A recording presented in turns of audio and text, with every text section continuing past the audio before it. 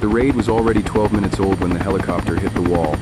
May 2nd, 2011, Abbottabad, Pakistan, 12:47 a.m. A modified Black Hawk, blades reconfigured, tail reshaped, acoustic signature engineered down to near silence, clipped the compound's 12-foot perimeter and went down hard in the courtyard.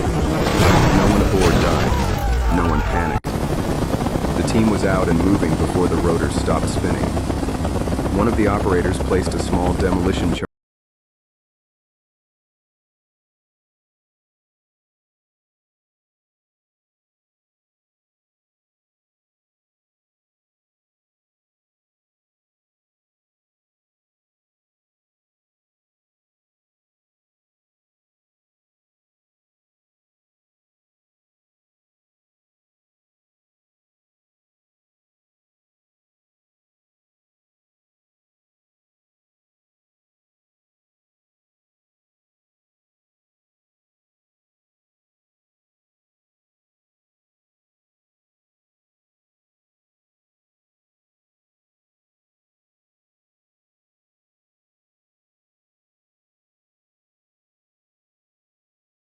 Osama bin Laden was born in 1957 in Riyadh, Saudi Arabia.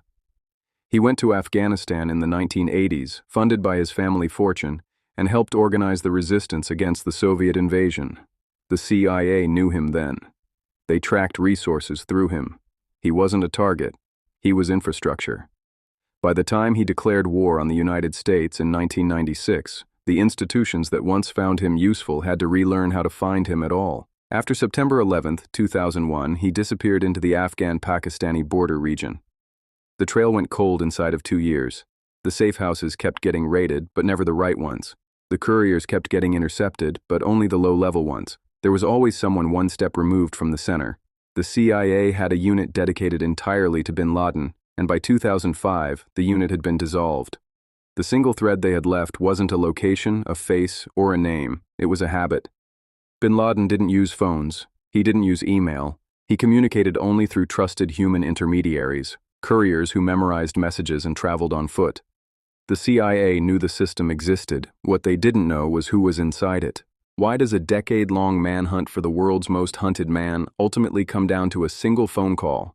And what happens when that call is made from the wrong country? In 2002, a captured al-Qaeda operative named Hassan Gul gave interrogators a name: Abu Ahmed al-Kuwaiti, a Kuwaiti-born Pakistani man, someone bin Laden trusted deeply enough to carry physical communications when every other channel had been cut. 2 more detainees confirmed the name. One of them, Khalid Sheikh Mohammed, denied it so forcefully that analysts flagged the denial itself as meaningful. You don't insist that hard on someone who doesn't matter. But a name without a face is a ghost. For 4 years, Abu Ahmed al-Kuwaiti produced no location, no photograph, and no intercept. He had gone dark in the same way bin Laden had, deliberately, completely, without a pattern to follow. Then, in 2010, a CIA asset made contact with a man believed to be associated with the courier network. A phone number changed hands.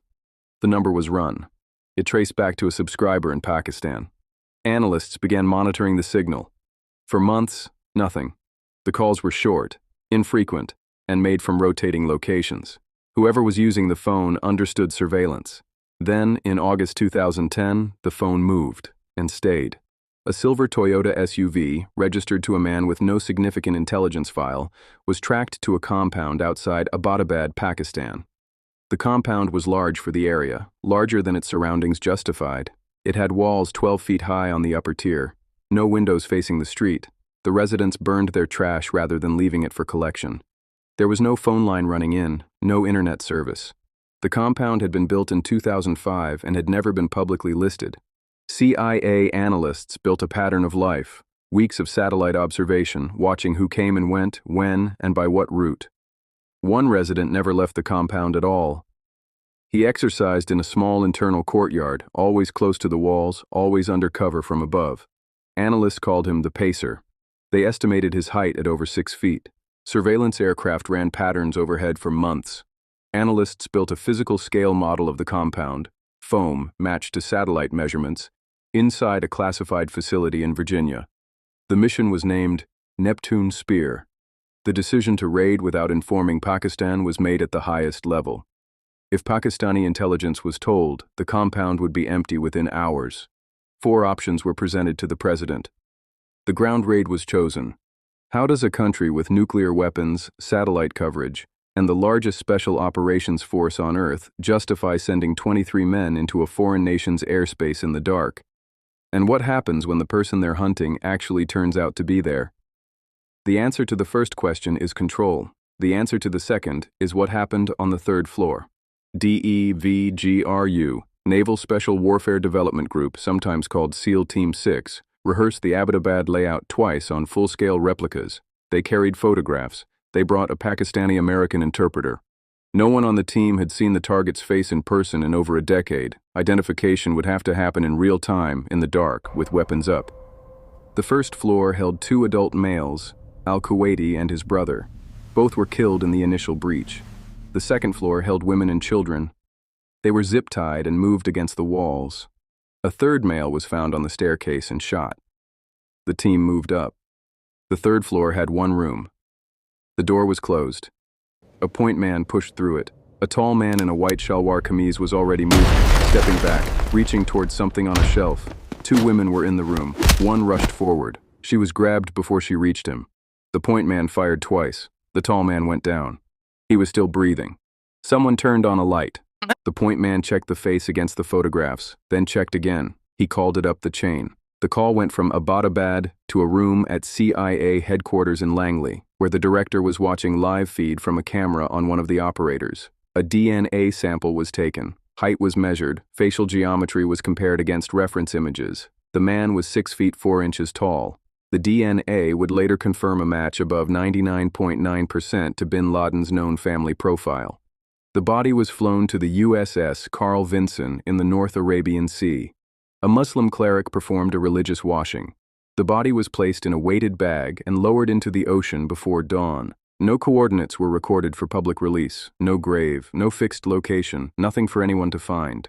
Outside the compound, the demolition charge on the helicopter tail detonated. It destroyed the rotor housing and the classified stealth paneling. What it didn't destroy was the tail boom. The tail boom, modified, unique, belonging to no known production variant, came down intact on the far side of the perimeter wall. Pakistani security forces arrived at the scene and photographed it before U.S. personnel could reach it. Those photographs circulated within days. The charge was the size of a fist. They built it to erase what mattered most. And it almost worked. The CIA spent 4 years chasing a pseudonym, 8 more months tracking a phone. The entire hunt for the most wanted man alive ultimately reduced to one mistake, a courier who used a number once too many times in a country he thought was safe enough. The deadliest intelligence operation in American history wasn't broken by a raid, a drone, or a decade of surveillance. It was broken by a phone call made from the wrong side of a border.